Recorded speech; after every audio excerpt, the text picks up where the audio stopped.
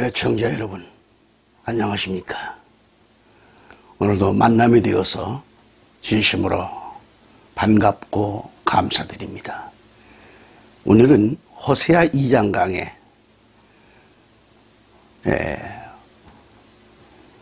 8번째 시간으로서 말씀을 드리겠습니다.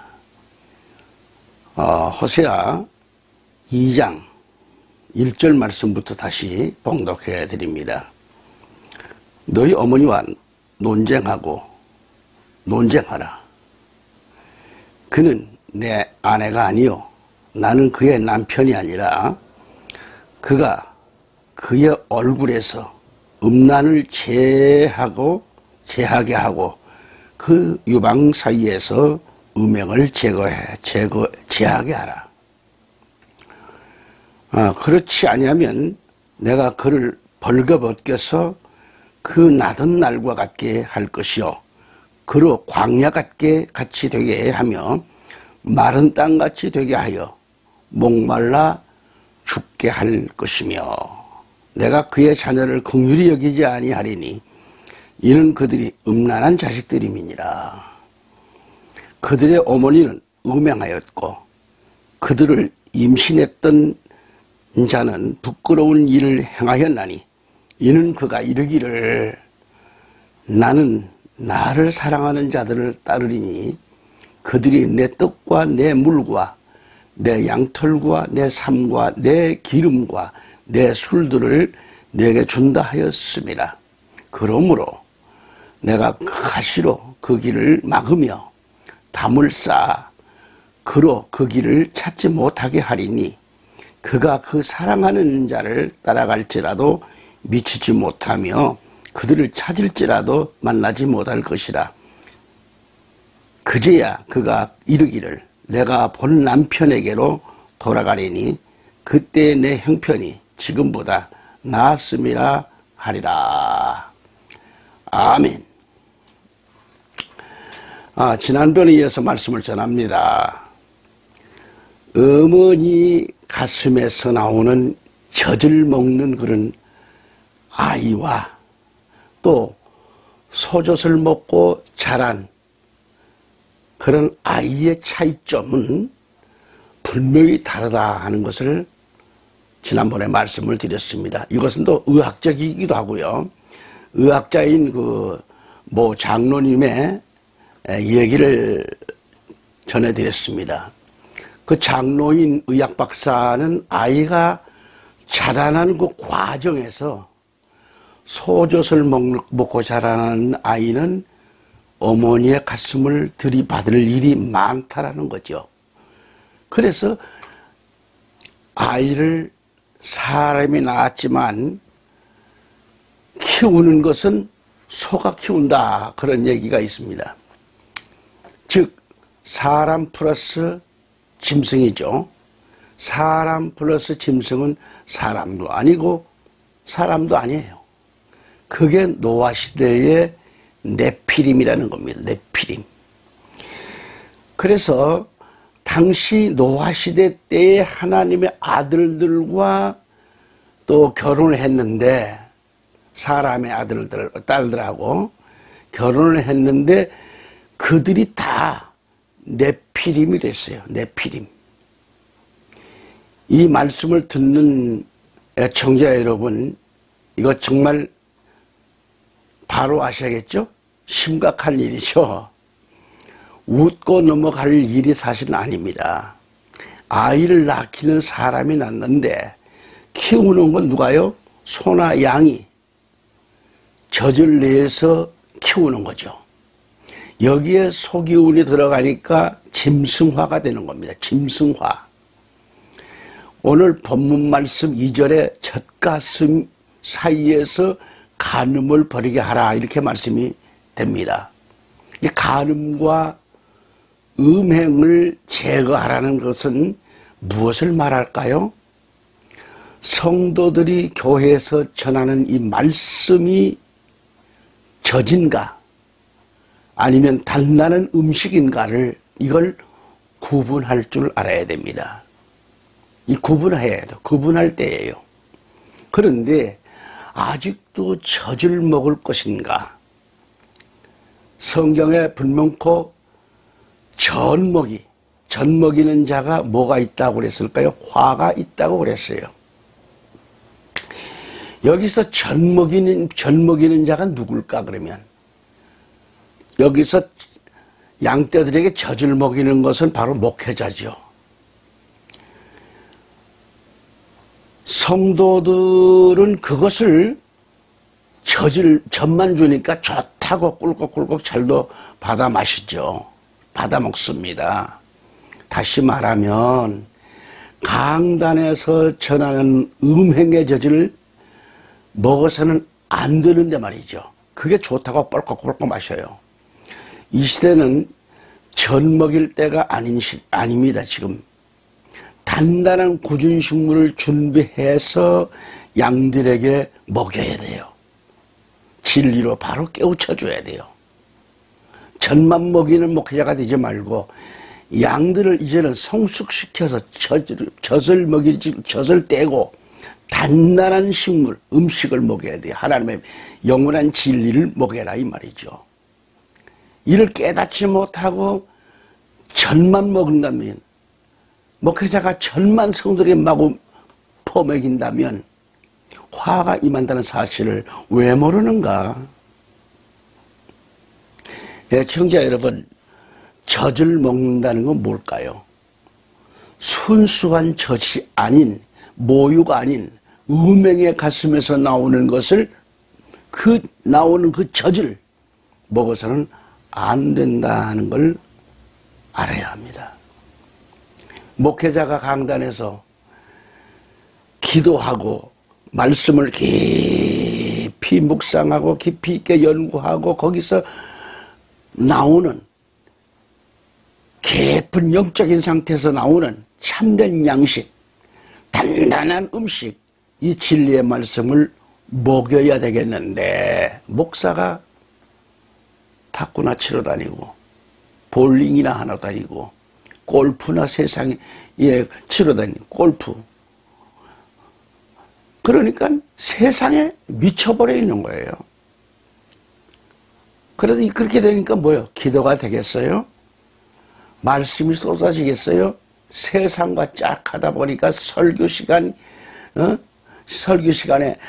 이렇게 설교 시간이 닥치면 어떻게 돼요? 온갖 책을 다 펼쳐놓고 아니면 인터넷을 막 여기저기 뒤져가지고 여기서도 조금 저기서도 조금 설교를 짜집게 해가지고 개그맨과 같은 그런 역할로 설교를 하게 되는 거예요. 마구 웃겨야 되니까. 그래야 설교가 그래야 성도들이 한박 웃고 가는 게 그 은혜 받고 사는 줄 알아요. 아니에요. 이거 잘못 가르치고 있는 겁니다. 여러분 만일 그런 설교를 듣는다면 그런 설교가 아니라 음행의 젖을 먹이는 것은 이게 보통 문제가 아니겠죠. 양들은 그걸 좋다고 잘도 받아 먹어요. 오늘 현대교회가 그렇습니다. 애청자 여러분, 강단에서 나오는 이 음란한 젖을 먹었기 때문에 교인들이 나가서 음란한 짓들을 할 수밖에 없는 거예요. 참된 신앙으로 살 수가 없어요. 입에서 거짓말 나가고 혈기 나가고. 왜? 음란한 짓을 먹고 나갔으니 속이 제대로 깨끗하지 못하니까 가서 나가가지고 그 짓 하는 거죠. 입에서 나오는 게 더러운 거죠. 응? 그는 말합니다. 진리의 말씀, 하나님의 단단한 이 굳은 말씀을 먹었다라면 왜 음란한 짓들을 하고 다닐까? 왜 음란한 짓들을 하고 다닐까? 그럴 수 없잖아요. 하나님의 사명자들이 그런 음란한 짓을 버려야 되겠죠. 버리고 과감하게 돌아서서 회개하고 기도드리고 말씀 연구해서 하나님의 일을 맡겨진 그 사역에 매진해야 될 것걸로요. 매진해야 되죠. 거듭 말해서 가슴에서 음행을 제거하고 얼굴에서는 음란을 제거하라는 겁니다. 이 호세아서를 잘 여러분들이 들으셔야 돼요. 그리고 양떼들은 뭐예요? 그 어머니와 쟁론, 변론하라는 거죠. 여기서 어머니가 누구예요? 그 목회자. 응? 음란한 목회자. 응? 그 성도가 바로 깨어있으면 목사님 말씀을 이러하신대요. 이건 아니지 않느냐는 걸 변론할 줄 알아야 돼요. 성도는.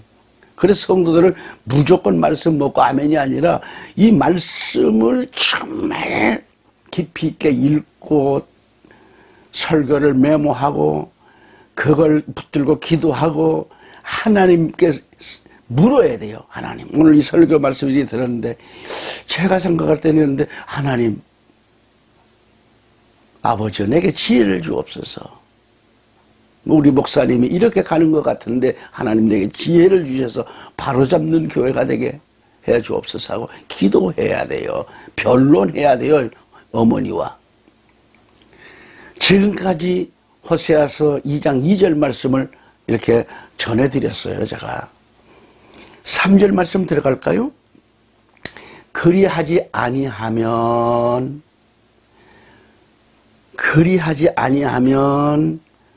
내가 그녀를 벌거벗기고 그녀가 태어나던 날에 했던 것 같이 그녀를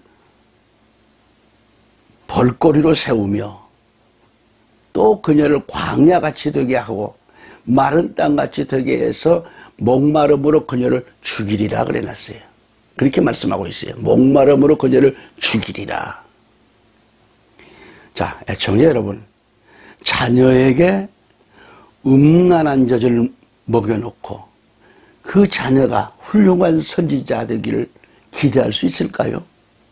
다시 말해서 교회가 교인들에게 음행의 젖을 먹여놓고 저 교인들이 계시록에서 말하는 선교자가 나오기를 기대할 수 있을까요? 선교자가 나올 수 없잖아요. 음행의 젖을 먹고서는 선교도 성자도 나올 수 없습니다. 선교자가 나올 수 없잖아요. 음행의 젖을 먹고서는 순교도 성자도 안 된다 이 말이야. 그래서 2절에서 보았듯이 너희 어머니와 쟁론하라는 거죠. 즉 변론하라는 거예요. 너희 어머니와 쟁론해서 어머니의 그 가슴에서 그 파렴치한 음행을 제거하라는 겁니다. 제거하라. 이게 마지막 때 여러분들 정말 여러분 바로 알아야 돼요. 파렴치하게 드러나는 가슴을 덮어야 돼요. 가리라는 거예요. 가리라. 이것은 말세에 우리 교인들을 보고 하시는 이 말씀인 것을 우리는 깨달아야 합니다. 아멘. 말세의 지혜로운 성도는 누구인가 그러면? 애청자 여러분, 정말 여러분이 출석하고 있는 교회의 목사나 장로 또는 전도사가 WCC 운동을 하고 있다라고 하면 이것은 음녀하고 노란하고 있기 때문에 쟁론해야 돼요. 누가? 성도들이. 음녀와 노란하는 그런 목회자라면 진리는 없잖아요. 있다라고 하면 비진리를 외칠 뿐이죠. 그러니까 성도들은 목사님 그런 일을 하지 말라고 변론할 수밖에 없습니다. 변론해야 돼요. 교회에 이러한 신앙을 가진 자가 있다라고 하면 하나님 얼마나 기뻐하실까? 기뻐하시며 지혜로운 신자죠. 성도죠. 그러니까 지혜로운 자라면 진리의 순종만 있을 뿐이지 비진리에 순종하는 것은 잘못된 거죠. 여러분, 비진리에 순종하는 것은 그 비진리에 순종하는 그런 사람에게 순종하는 겁니다. 참진리를 전하는 목사에게 잘 받들어 섬겨야 됩니다. 참진리를 전하는 목사에게 순종하는 것은 하나님께서도 기뻐하시잖아요. 생명의 복음, 진리의 말씀을 전하는 사역자가, 목회자가 너무도 귀하기 때문에 성도들은 그러한 목회자를 위해서 더 기도해야 합니다. 이렇게 귀한 목회자 밑에 있는 성도들은 축복 아니에요, 축복. 하지만 강단에서 비진리를 전하면서 큰 소리나 치고 말 안 듣는 직분자나 성도들을 제명하는 목회자가 있다라고 하면 그러한 교회에서 쟁론해서 희망이 안 보이는 교회라면 속히 거기서 떠나야 합니다. 쟁론해서 안 되면. 요한계시록 18장 4절을 보면 또 내가 들으니 하늘로부터 또 다른 음성이 나서 이르되 내 백성아 너희는 그녀에게서 나와 그녀의 죄들에 참여하는 자가 되지 말고 그녀가 받을 재앙들을 받지 말라라고 했습니다. 말씀을 들었듯이 하나님은 내 백성아 너희는 그녀에게서 나와 그녀의 죄들에 참여하는 자가 되지 말고 그녀가 받을 재앙들을 받지 말라고 했어요. 이 시대에 많은 성도들이 성경 말씀을 읽고 또 듣고 깨달아서 잘못된 음욕 교회에서 나와야 합니다. 거기서 나오지 않는다면 그녀의 죄들에 참여하는 자가 되고 그녀가 받을 재앙들을 받게 된다는 걸 알아야 돼요. 발세에는 그러한 교회에서 속히 나오라고 외쳐야 합니다. 호세아 2장 2절 말씀을 보면은 이 말씀처럼 의미가 깊습니다. 마지막 때 교회가 이 복음을 바로 외치기 위해서는 계시록에 등장한 7 교회를 알아야 돼요. 7 교회를 알라 이 말이죠. 그래서 음녀가 누구고 그 자녀가 누구인 것을 알아야 하고 말씀을 통해 깨달아야 합니다. 여기 너희 어머니와 쟁론하라, 변론하라는 뜻이 무엇을 말씀하고 있는지를 성경을 읽고 기도함으로 깨달아야 돼요. 이걸 알아야 돼요. 그러니까 여기서 우리가 바로 알아야 되겠죠. 바로. 응? 자, 여기 너희 어머니와 쟁론하라는 뜻이 뭐냐 이 말이죠. 응? 여기서 어머니는 뭐예요? 이스라엘을 상징합니다. 또 자녀는 어머니의 음행이 있게 한 장본인으로 언급하고 있어요. 다시 말하면 어머니의 가슴이 뜨거워서 그 아들을 안고 그 가슴으로 목회를 해야 합니다. 어머니의 그 뜨거운 가슴으로 목회를 해야 하는 거예요. 청자 여러분, 본문 2절에서 너희 어머니와 쟁론하라, 변론하라고 했는데 여기서 너희는 누구인가요? 영적 이스라엘, 충성된 이스라엘을 가리키는 겁니다. 그리고 어머니는 누구일까요? 이스라엘 민족을 가리킵니다. 이들이 영적 음란한 죄에 빠져 있었단 말이죠. 영적 음란한 죄에 빠져 있는 이스라엘 민족 자체를 가리키고 있는 거예요. 그러니까 영적 이스라엘은 오늘 우리 교회들을 가리킵니다. 이때 영적으로 한국 교인들이 똑똑해졌을 때 WCC 운동에 동참하는 목회자와 변론을 가져야 돼요. 그런 용기가 있어야 돼요. 왜? 하나님 말씀 붙들고 말이죠. 하나님 말씀 붙드는데 두려울 게 어디 있습니까? 잘못된 건 과감하게 잘라야죠. 혈과 육으로 싸우고 변론하는 것은 아닙니다. 악의 영들인 WCC에 가담한 목회자나 이단에 가담한 그런 목회자와 변론하고 싸우라는 거죠. 내 교회 목회자나 거기에 가담한 총회나 노회에 속한 그런 목회자들이 위에서 언급한 곳을 가지 않도록 말이죠. 그런 데를 가지 않도록 그 일을 중단할 때까지 강력하게 변론하고 논쟁하라는 얘기죠. 아멘. 여기 등장하는 아버지는 호세아죠. 영적으로는 하나님을 가리킵니다. 하나님을 보여주는 거예요. 또 하나 어머니는 고멜을 뜻하고요. 그리고 이스라엘을 가리킵니다. 그리고 다른 남자는 우상을 가리키는 거예요. 여기서 다른 남자는 우상이다 이렇게 알으셔야 돼요. 다른 남자. 본문 2절에 그녀는 내 아내가 아니요 그래요. 나도 그녀의 남편이 아니니라 그랬습니다.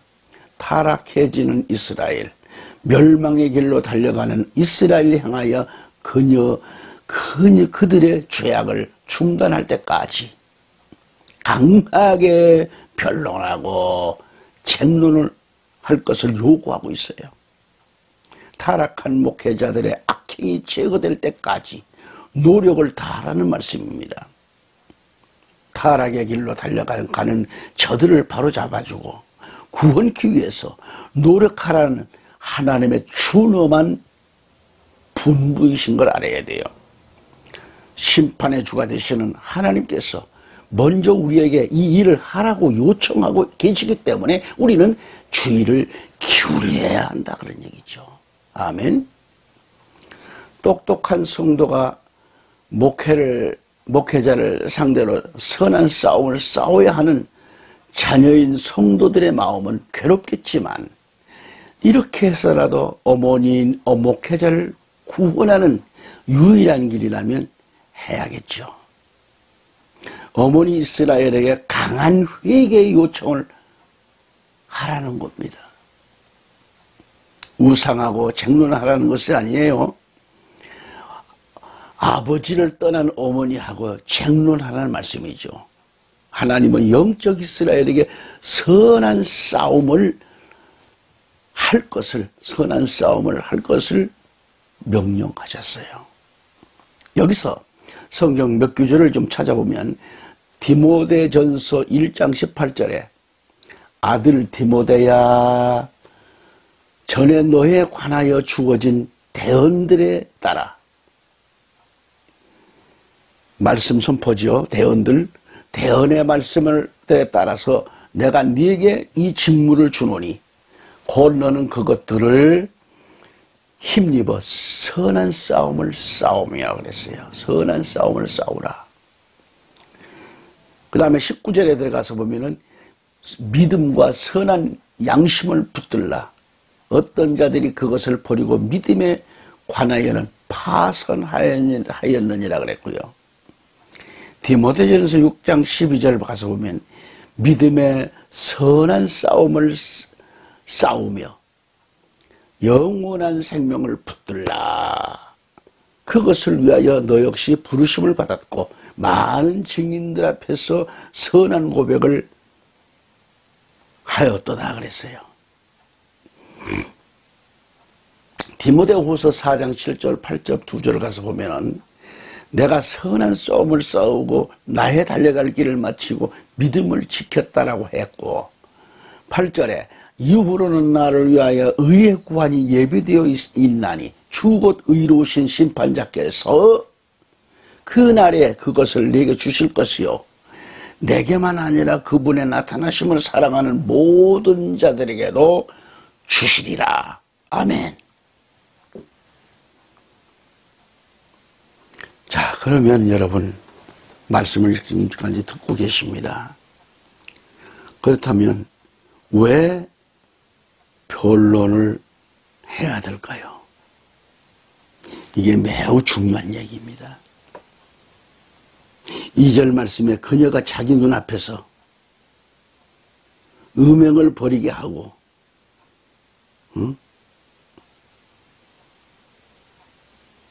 음행을 버리게 하라는 거예요. 자기 젖가슴 사이에서 간음을 버리게 할지니라 그랬어요. 이 말씀의 의미는 뭐예요? 이스라엘의 눈앞에서, 다시 말하면 여러분 얼굴에서 음행을 제거하라, 버리라는 겁니다. 또 자기 젖가슴 사이에서 간음을 버리라는 얘기예요. 다시 말해서 그 얼굴에서 행음하고 행음의 표정을 짓지 말고 버리라는 겁니다. 그리고 자기 젖가슴 사이에서 간음을, 음탕한 마음을 제거하라는 거죠. 이를 버리고 제거하기 위해서 변론하라는 겁니다. 이걸 버려야 되기 때문에 강단의 설교도 역시 성도들이 그렇게 그런 방향으로 간다면 이런 설교를 해서 그걸 버리도록 채찍을 가하고 설교를 강하게 해서 잘라야 됩니다. 성도들을 제명하라는 얘기 아닙니다. 잘못된 성도들을 붙들고 눈물로 목회자는 그를 사랑하고 그 사람이 바로 되기를 위해서 눈물로 기도하고 말씀을 자꾸 강론해서 먹여야 되는 거예요. 병든 자에게 약이 필요하듯이 말이죠. 영적으로 병든 자에게는 하나의 말씀이 필요하잖아요. 자꾸 말씀을 먹여야 돼요. 품어줘야 돼요. 잘못됐다고 제명하는 게 아닙니다. 노예나 총에서도 목회자들을 제명하는 분들이 계시는데, 그런 총이 아닌데 제명하는 거 아니에요. 우리 인간이 하나님 성부와 성자의 성령의 이름으로 그를 기름 부었으면 책임은 하나님께서 이루실 겁니다. 잘못된 목회자면 그 잘못된 목회자를 버리는 게 아니에요. 그를 위해서 노회가, 총회가 눈물로 기도해 줘야 되고, 개교회는 눈물로 기도해 줘야 됩니다. 그리고 그 영혼을 살려야 되잖아요. 버리는 게, 제명하는 게 능사가 아닙니다. 사람 되게 만들어야죠. 한 영혼을 구원시키는 게 얼마나 귀한가, 얼마나 힘들더라도 해야죠. 그리고 자기 젖가슴 사이에서 간음을, 음탕한 마음을 제거하라는 겁니다. 이거예요. 이걸 버리고 제거하기 위해서 뭐 하라겠죠? 변론하라는 겁니다. 변론하라. 우리 성경에 쟁론하라고 했어요. 번역 성경은 변론입니다.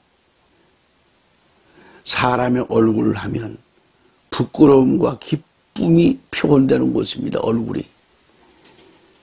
그 사람의 인격이 그 얼굴에 나타나요. 그래서 그 사람의 얼굴을 보면 얼굴이 붉어지기도 하고 환하게 웃는 모습으로 표현됩니다. 그 사람의 컨디션에 따라 또 달라지는 것이 얼굴이잖아요. 그래서 우리가 알아야 할 것은, 자, 에레미야 3장 3절을 보실까요? 그러므로 소나기가 그치고 늦은 비가 없어졌느니라. 자, 소나기가 그치고 늦은 비도 없어졌어요. 내가 창녀의 이마를 가졌으므로 그랬어요. 창녀의 이마를 가졌기 때문에 소나기도 늦은 비도 없다는 거죠. 부끄러워하기를 거부하였도다 그랬어요. 에레미야 6장 15절에 그들이 가증한 짓을 행할 때에 부끄러워하였느냐? 아니라 그들이 조금도 부끄러워하지 아니하였으며 얼굴을 붉히지도 아니하였도다. 그러므로 그들이 쓰러지는 자들 가운데서 쓰러질 것이요, 내가 그들을 징벌할 때에 그들이 내 던져지리라. 하나님의 말씀이라고 했습니다. 여기서 젖가슴 사이, 이 젖가슴, 그 젖가슴으로 아이를 품어라, 그런 얘기예요. 품는 것을 의미합니다. 그러므로 젖가슴인 품은 애정이 머물고 사랑이 싹트고 사랑이 머무는 곳이에요. 아이가 그 어머니 향수를 맡고 사는 거예요. 하지만 이스라엘의 젖가슴에는 뭐요? 하나님이 계시지 않고 뭐가 있어요? 하나님에 대한 사랑도 없어. 그들의 젖가슴에는 우상이 자리하고 있기 때문에 그 우상에 대한 애정만 가득할 뿐이지 진정한 사랑이, 그리스도의 사랑이 없어요. 그래서 변론하라. 변론하는 목적이 여기 어디 있냐 이 말이죠. 그녀가 자기 눈앞에서 행음을 벌이게 하고 자기 젖가슴 사이에서 간음을 벌이게 할지니라고 말씀하고 있잖아요. 여기서 버리게 하라. 버리게 하는 것은 구원의 목적이죠. 버리게 하는 것이 구원의 목적이다. 죄악을 버리고 잘못된 걸 다 벗어 던지고 그게 구원의 목적인 거예요. 하나님을 떠난 음란의 죄에서 구원하고 하나님과 바른 관계를 이루기 위함이고 하나님과 나와 여러분의 사이를 가로막고 있는 이러한 죄악을 제거하기 위한 목적이 바로 여기에 있다 그런 얘기입니다. 아멘. 그 다음에 제거하라고 하셨는데 제거하지 못한 책임은 무엇일까? 제거하지 못한 책임은 뭐예요?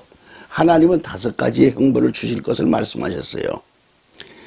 오늘 본문 2장 3, 4절을 읽어보시면 그리하지 아니하면 그래 2장 3, 4절에 자 그렇지 아니하면 내가 그를 벌거벗겨서 그 나던 날과 같게 할 것이요 그로 광야 같게 되게 하며 마른 땅같이 되게 하여 목말라 죽게 할 것이며 내가 그의 자녀를 긍휼히 여기지 아니하리니 이는 그들이 음란한 자식들임이니라. 여기서 첫째 그녀를 벌거벗긴다 그랬어요. 벌거벗기고 그녀가 태어나던 날에 했던 것 같이 이제 애가 태어나던 것 그 모습과 같이 볼거리가 되게 한다는 거예요. 볼거리로 세우겠다는 거예요. 수치스럽잖아요. 애가 태어나던 그 모습처럼 너를 벌거벗겨 버린다. 에스겔서 16장 33절 40절을 가서 보면 그들은 모든 음녀에게 선물을 주거니와 너는 네가 사랑하는 모든 자들에게 내 선물을 주며 그들을 고용하여 그들이 사방에서 내게 이르러 너와 행음하게 하는도다.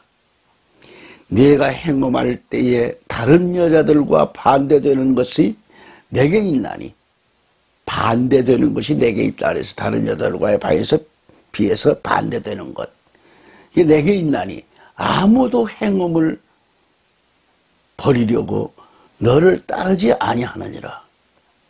즉 내가 대가를 주고 아무 대가도 받지 아니하니 그런즉 너는 반대가 되느니라 그랬어요. 35절에 보면 그러므로 오 창녀야 음녀야 이 말이죠. 주의 말을 들을지니라. 주 하나님이 이같이 말하노라.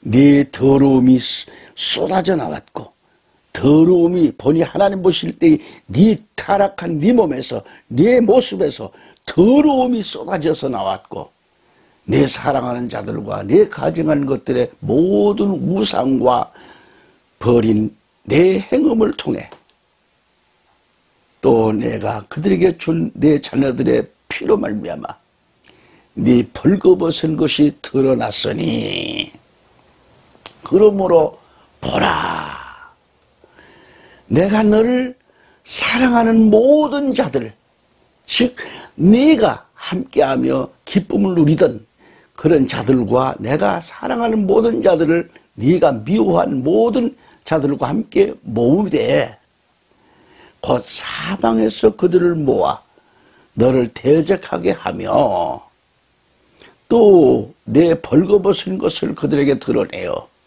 그들이 내 벌거벗은 모든 것을 보게 하리라 그랬어요. 또 내가 혼인을 깨고 피를 흘리는 여자들을 심판하는 것 같이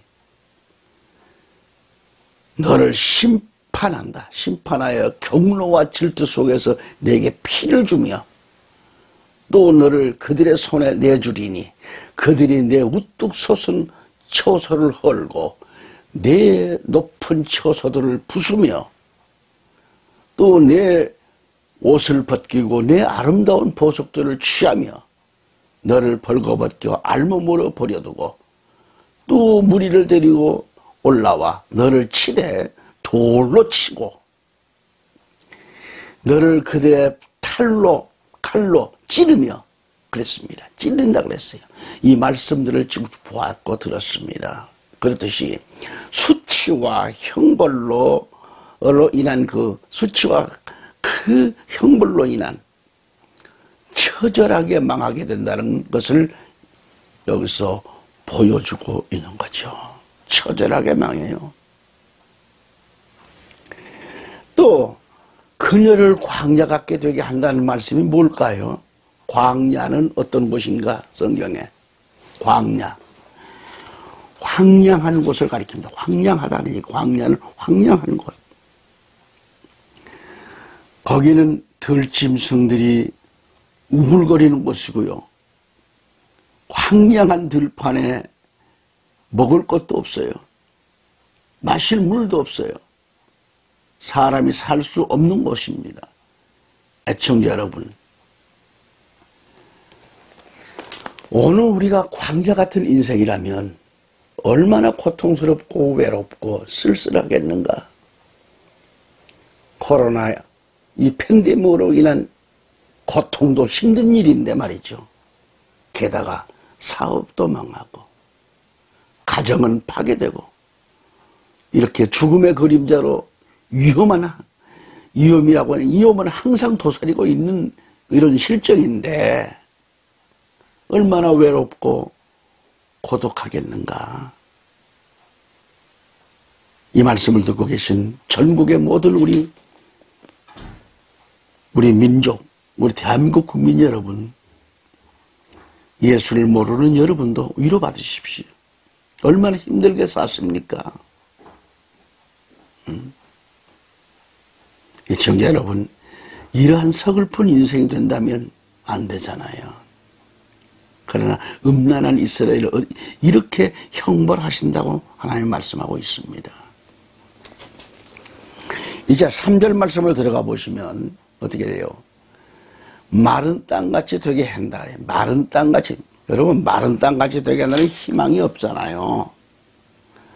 3절의 말씀 보면은 마른 땅같이 되게 하여 목말라 죽게 한다 그랬어요. 죽게 하겠다. 마른 땅같이 되게 하여 그랬어요.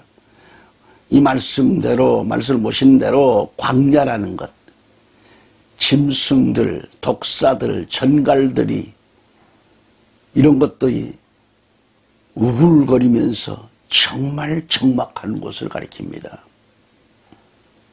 그렇지만 광야 같고 사막에도 오아시스는 있는 거예요. 사막을 지나다 보면 그런 사람들과 짐승들이 물을 마시며 잠시 쉬었다 가는 곳이 오아시스 안에 그런 안식처이기도 합니다. 그런 황량한 광야에 오아시스도 없는 곳처럼 되게 하시겠다 그런 얘기입니다. 절망적 있잖아요.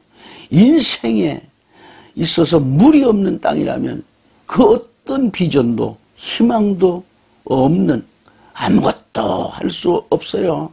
그 거칠고 황량한 사막에 씨를 뿌려도 물을 공급받지를 못한다고 하면 아무런 소용이 없습니다. 예수님께서 말씀하셨던 씨 뿌리는 비유에서 씨를 뿌려봤자 열매를 거둘 수 없는 땅이 마른 땅입니다. 마른 땅. 이처럼 하나님의 자녀들인 성도들이 하나님의 말씀이 없으면 죽을 수밖에 없는 거지요. 인간관계가 메마르고 사랑이 없고 또 메말라 있다면 삭막하잖아요. 이처럼 하나님의 은혜가 메말라 있다면 그것은 먼지만 날릴 뿐입니다. 그렇게 먼지만 날리는 이런 불행이 따로 없어요. 그래서 아모스서 8장 11절을 찾아보면 뭐예요? 8장 11절을 찾아보면은 그렇지 않습니까? 그날에는 성전의 노래들이 울부짖음이 되고 하나님 성전의 찬양의 소리, 기도의 소리, 이 노래들이 울부짖음이 된다고 했어요. 그러면 곳곳에 죽은 시체가 많이 있어. 그들이 묵묵히 그 시체들을 내버리리라. 주 하나님이 말하노라 그렇게 말씀했어요. 교회 안에 시체가 뒹군다는 겁니다. 성전의 노래들이 울부짖음으로 바뀌고 곳곳에는 죽은 시체가 쌓이고